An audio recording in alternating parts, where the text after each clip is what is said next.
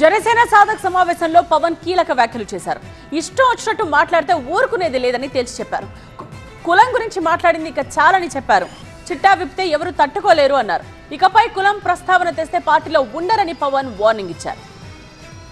కనుక ఈ కాపు నాయకులు చెప్పినట్టుగా ప్రభావితం చేస్తుంటే నేను 2019లో కూర్చొని టీడీపీతో ఎందుకు కూడా పెట్టుకుంటాను?